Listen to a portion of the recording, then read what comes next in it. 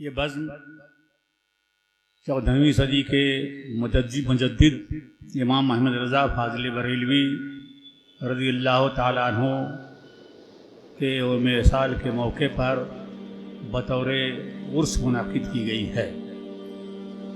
بزرگوں کا ذکر خیر تو بڑی بات ہے۔ اللہ کے رسول صلی اللہ تعالیٰ علیہ وسلم نے فرمایا ہے، اذکروا موتاکم بالخیر، تمہارے جتنے لوگ بھی دنیا سے رخصت ہو گئے ہیں ان سب کو بھلائی کے ساتھ یاد کرو۔ اب آپ سمجھ لیجئے کہ ہر صاحب ایمان جو دنیا سے چلا گیا اس کا جب بھی ذکر کیا جائے گا تو بھلائی کے ساتھ کیا جائے گا۔ تو جو مسلمانوں کا وقت کا امام ہو، جس نے مسلمانوں کو گمراہی سے بچایا ہو اور جس نے ایسی کتابیں لکھی ہوں جو اردو زبان میں اپنا کوئی جواب نہیں رکھتی ہیں، میں نہایت سادگی کے ساتھ چند باتیں بتانا چاہتا ہوں، ورنہ امام احمد رضا فاضل بریلوی رضی اللہ تعالیٰ عنہ کی ذات گرامی پہ بولنے کے لیے اور ان پیچیدہ بحثوں کو سنانے کے لیے تو بڑی محفلوں کی بھی ضرورت ہوتی ہے اور لوگ اس کے لیے تیار بھی ہو کے آتے ہیں، لیکن یہاں میں کچھ سادہ باتیں آپ کو بتاتا ہوں۔ پہلی بات تو یہ بتانا چاہتا ہوں کہ دنیا میں بے شمار مصنف، رائٹر، کتاب لکھنے والے پیدا ہوئے اور سب نے اپنی اپنی کتابوں کا نام رکھا۔ فاضل بریلوی رضی اللہ تعالیٰ عنہ نے قریب 1000 کتابیں لکھی ہیں۔ 1000 کتابیں لکھنا بذات خود ایک بہت بڑا کمال ہے اور اس کی کوئی نظیر اور جواب نہیں ملتا۔ ہمارے ملک میں فتاوی عالمگیری بہت مشہور ہے اور وہ تمام اسلامی ممالک میں پھیلی۔ اسے عالمگیر نے 300 ایک روایت کے مطابق 300 علماء کے ذریعے تصنیف کروایا تھا۔ ایک کتاب تیار ہوئی فتاوی عالمگیری، جس کو عرب والے فتاوی ہندیہ کہتے ہیں۔ 300 اپنے وقت کے عظیم علماء نے مل کر کے ایک کتاب تیار کی، اور فاضل بریلوی کا یہ حال ہے کہ روز ایک کتاب سامنے آ رہی ہے، لکھے چلے جا رہے ہیں۔ بتانا یہ نہیں ہے، یہ تو اپنی جگہ پر ایک مسلم حقیقت ہے، لیکن اعلیٰ حضرت کی 1000 کتابیں، ان کے نام کو پڑھیے تو یہ وہ کمال ہے جو کہیں اور نہیں پایا جاتا کہ نام پڑھ لیجئے، کس سن میں یہ کتاب لکھی گئی ہے، کب لکھی گئی ہے، کتاب کا نام ہی بول دیتا۔ کتاب کے نام کا ابجد نکالیے، بول دے گی کتاب کی میں فلاں سن میں لکھی گئی ہوں، اور صرف سن نہیں بتاتی ہے، کتاب کا نام آپ کو سن سے صرف آگاہی نہیں دیتا، صرف نام پڑھیے۔ نام 3-4 الفاظ میں ہوتے ہیں، کبھی 2 ہی لفظوں میں ہوتے ہیں، کبھی ایک لفظ میں بھی میں نے ان کی کتاب کا نام پڑھا ہے۔ ابھی بتاتا ہوں، کتاب کا نام پڑھیے تو پوری کتاب میں کیا ہے اس کا ایک اجمالی خاکہ آپ کے ذہن میں آ جائے گا۔ ہے کوئی ایسا مصنف دنیا میں؟ خالی نام پڑھو یہ آ جائے گا کہ اس میں کیا ہے۔ اعلیٰ حضرت کی 4 کتابیں الملفوظ کے نام سے ہیں۔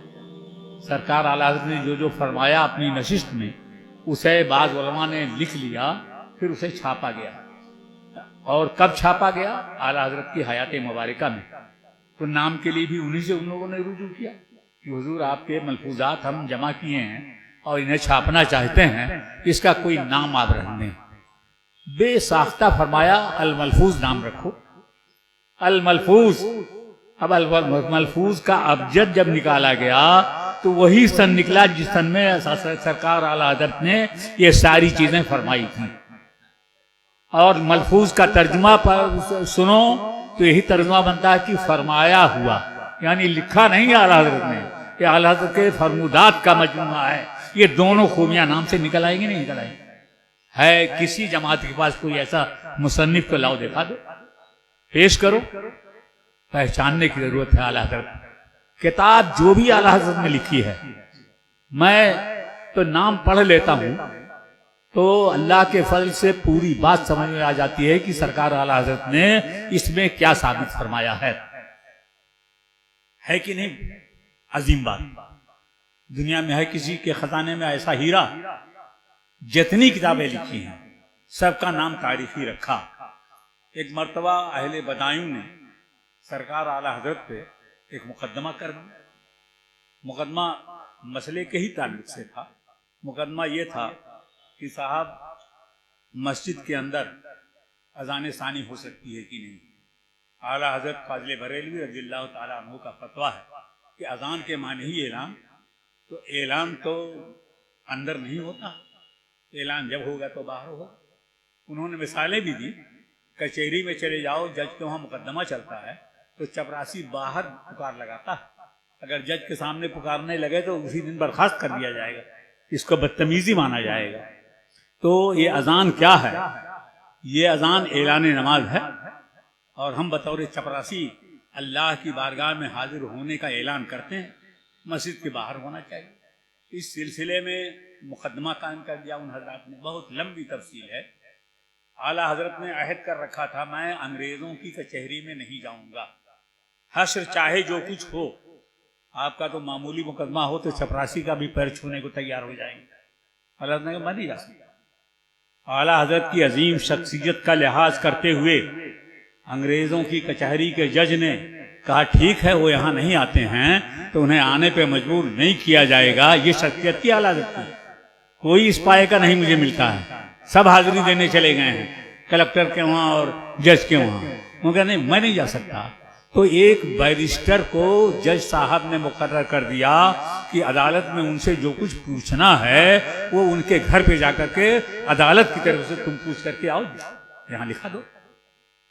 گیا ایک بیرسٹر، 240 سوال کیے. 240 سوال اتنے عظیم ہے. بیرسٹر پوچھ رہا کتنی کتابوں کے بارے پوچھا، کیا کچھ پوچھا. تو خیال آیا کہ یہ جو سوال کیا ہے اس کو ایک کتاب کی شکل میں شائع کر دیا جائے. جیسے مجھ سے ہائی کورٹ میں جو سوال ہوا بابری مسجد کا، اس کی بھی کتاب چھپنے جا رہی ہے. الحمدللہ انہی کے نقش قدم پہ عمل ہو جائے گا. تو وہ سب سوال جو کیے تھے اس نے اور اس کے جو جواب دیے تھے سرکار اعلیٰ حضرت نے اکٹھا کر کے لے گئے فاضل بریلوی کی بارگاہ میں. لوگ کہا ہم لوگ اس کو چھاپنے جا رہے ہیں، نام کوئی آپ اس کا رکھ دیجئے. اور سے سنو، زین العابدین صاحب روز کچہری میں جاتے ہیں، الفاظ سنتے ہو. سرکار اعلیٰ حضرت نے کہا ہاں نام ابھی لے لو. نام فرمایا کہ اس مجموعے کا، اس کتاب کا نام ہوگا اظہار الحق الجلی. اظہار الحق الجلی. اس کا ابجد نکالو تو وہی سن نکل آتا ہے جس سن میں یہ سوال و جواب کیے گئے ہیں. لیکن کمال یہ دیکھو، مقدمے میں اظہار کا لفظ بار بار بولا جاتا ہے. کیسا مدعی نے خود اظہار دیا، تو بیان کو اظہار ہی کہا جاتا ہے عدالت میں. حق کا لفظ بار بار کچہری میں بولا جاتا ہے. جلی کا لفظ بھی بار بار بولا جاتا ہے. تینوں الفاظ وہ لائے جو مقدمے کے الفاظ ہیں، جو کچہری میں بولے جاتے ہیں. اظہار الحق الجلی. وہ کتاب چھپی ہوئی ملتی ہے، آپ لوگ خریدنا پڑا ہے. اور اس سے ابجد جو نکالا گیا تو وہی سن نکلا جس سن میں بیرسٹر صاحب نے ان کے گھر پہ آ کے سوالات کیا. یہ سب بے مثال چیزیں ہیں. آج کوئی نہیں ایسا کر سکتا ہے ہی نہیں کسی کے اندر اتنی صلاحیت، ان کے دور میں بھی نہیں رہی. اسی لیے تو محدث اعظم ہند علیہ الرحمہ نے فرمایا کہ ہم لوگ اپنے کو بہت بڑا مولانا سمجھتے تھے. محدث صوفی کے شاگرد تھے، علم حدیث ان سے پڑھا تھا. فرماتے ہیں لیکن جب میں بریلی اعلیٰ حضرت کی بارگاہ میں گیا تو سمجھ میں آیا کہ اونٹ پہاڑ کے نیچے آ گیا. یہ محدث اعظم کے الفاظ ہیں جی. تب میری سمجھ میں آیا کہ اونٹ پہاڑ کے نیچے آ گیا. اعلیٰ حضرت کے علم و فضل کا بیان کرنا اس کے لیے تو ہفتوں چاہیے.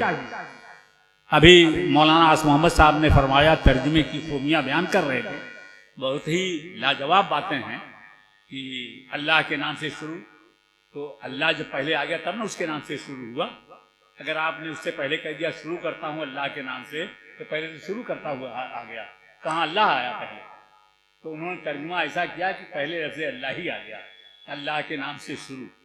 اور ترجمے میں تو اتنی خوبیاں ہیں کہ اس موضوع پر بہت ساری کتابیں لکھی گئیں اور ابھی لکھی جا رہی ہیں، کوئی جواب نہیں ہے اس ترجمے کا۔ الہامی ترجمہ معلوم ہوتا ہے جو اعلیٰ حضرت ترجمہ کیا، اور کیسے حالات میں کیا ہے، بیٹھ کر کے بہت سارے ترجمے رکھ کر کے کتابیں جمع کر کے ترجمہ نہیں ہوا۔ صدر الشریعہ علیہ الرحمٰن نے کہا حضور مارکیٹ میں بہت سارے ترجمے ہیں جس میں کچھ صحیح ہیں کچھ غلط بھی ہیں، اور اس سے جو ہے بے دینی پھیلے گی، تو آپ بھی ترجمہ قرآن کر دیجئے۔ آیا کہاں وہ؟ کہا ہے آپ کے پاس وقت۔ صدر الشریعہ تو منہ لگے ہوئے، کہا کہاں کون سا وقت ہے؟ کہا بس جب عصر بعد آپ بیٹھتے ہیں نماز پڑھ کے تو آپ املا کرا دیں، میں لکھ لوں گا، ترجمہ ہو جائے گا۔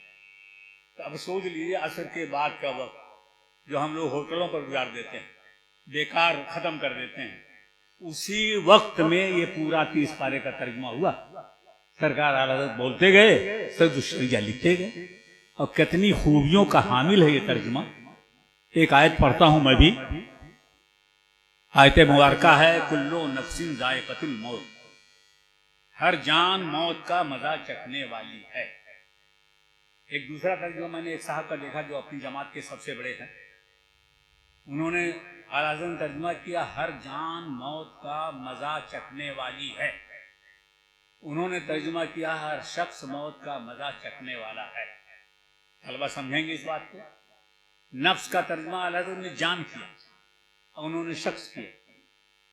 جان مؤنث ہے اور لفظ نفس بھی مؤنث ہے، تو عربی میں لفظ جو مؤنث تھا اعلیٰ حضرت نے اردو کا ترجمہ اس کا مؤنث ہی میں کیا اور لکھا ہر جان موت کا مزہ چکھنے والی ہے۔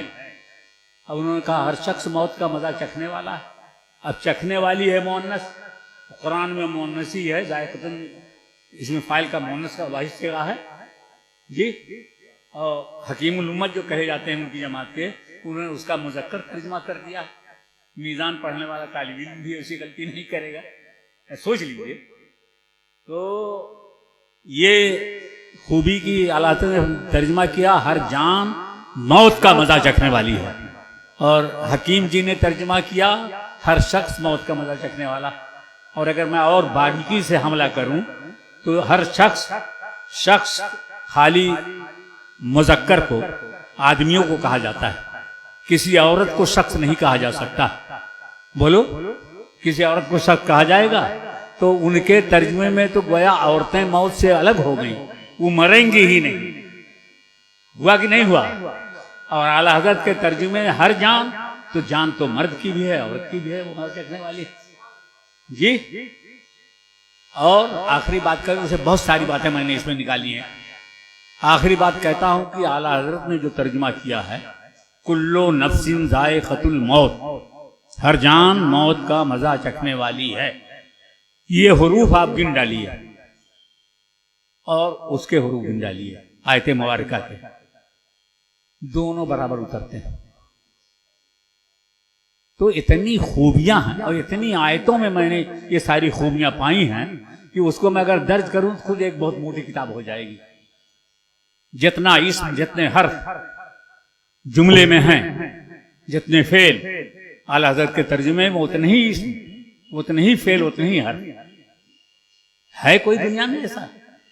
یوں ہی نہیں اعلیٰ حضرت کو ہم لوگ مانتے ہیں، بریلی کا خاں صاحب ہونے کے ناطے نہیں مانتے ہیں۔ یہ جملہ تو میں نے خود بریلی میں کہا تھا، اس لیے مانتے ہیں کہ وہ ایک تائے روزگار ہے، 2 صدی میں ان کے جیسا کوئی نہیں پیدا ہوا۔